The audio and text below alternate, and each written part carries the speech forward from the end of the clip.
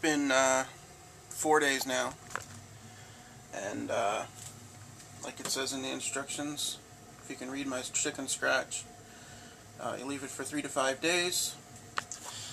It's actually been, it's been 4 days, but it was finished just after 2.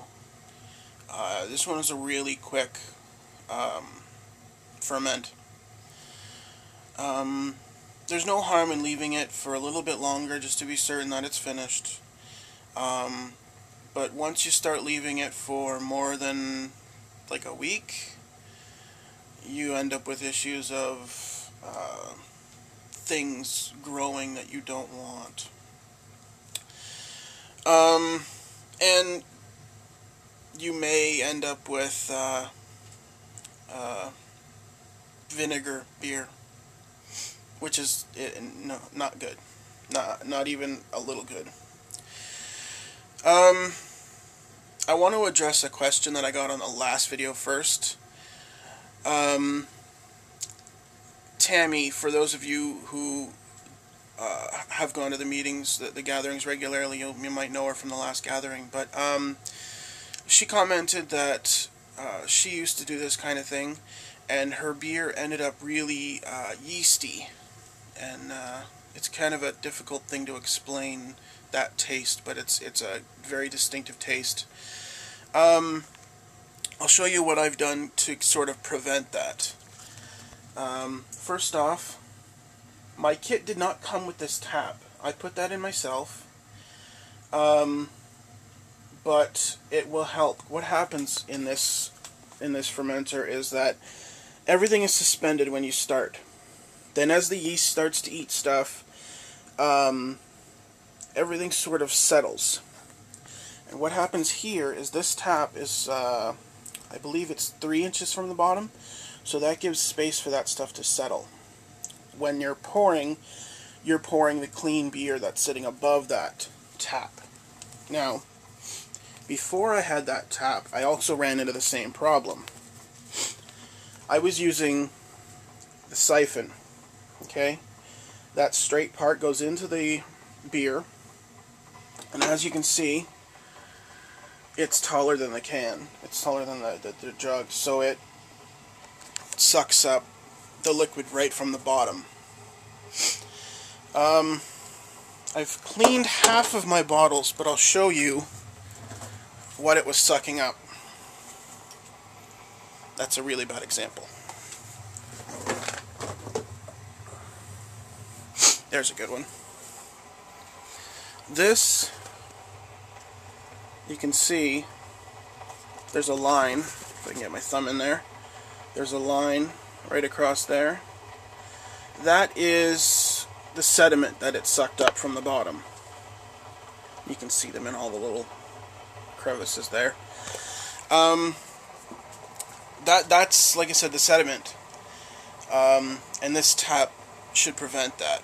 But the way I prevented it when I was drinking them was just pour it into a glass. When you see that sediment start to roll by, dump the rest. It's very simple. So I have cleaned half of my bottles.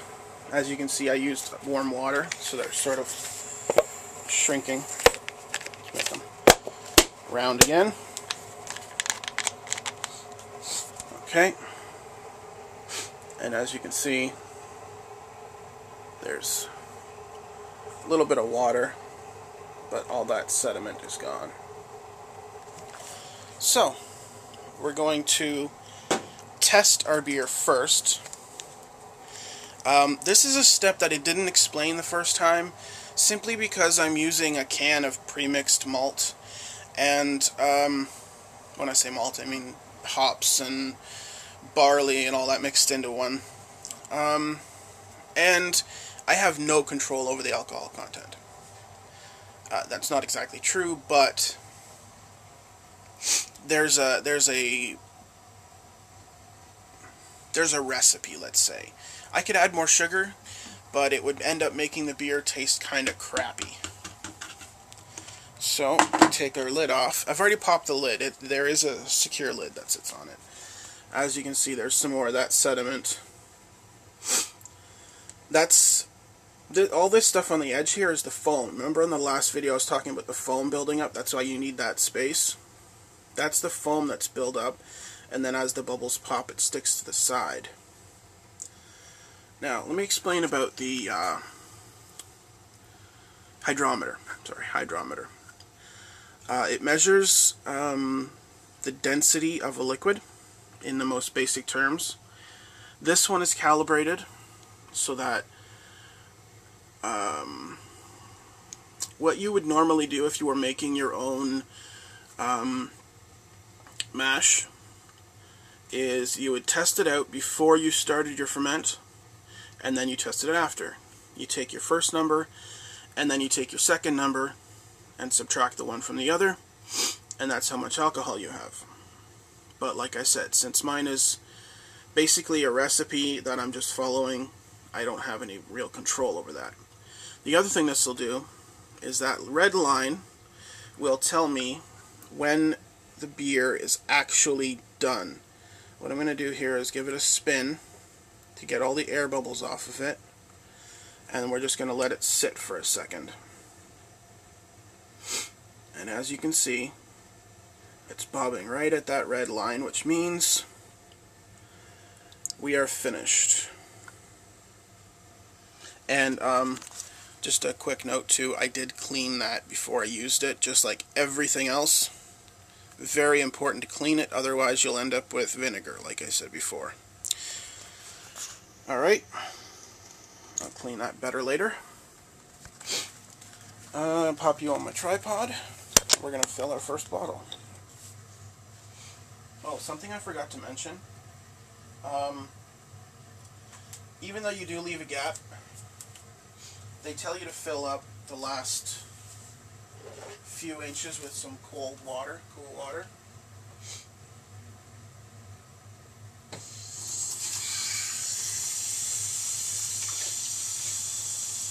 So, I sort of skipped over a pretty crucial step. I'm going to go back and fix that.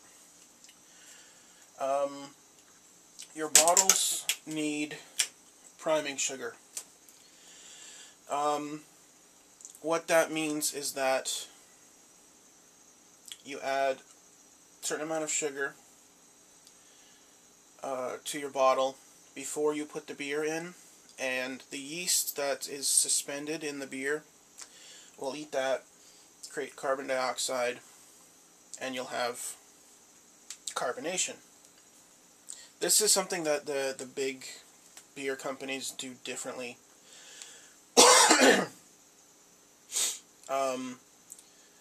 What happens is they will take the beer out of the vat, put it into another vat, add the carbonation, and then filter it, put it into the bottle. This prevents the yeast that I was showing you a little bit better.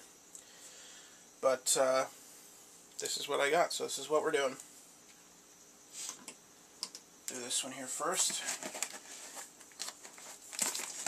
You notice I just have some regular sugar here. It'll work just as well. A little bit less. There we go. There's our sugar. You want to be careful not to add too much sugar. You can look it up online on YouTube. Just type in something along the lines of priming sugar explosion, something like that. Oh, and something else I want to do too. We'll just pour it into here. I want to pour off a little bit of this to make sure that there's no yeast in the tap. There was actually quite a bit of it in there. So you want to create as little foam as possible at the moment.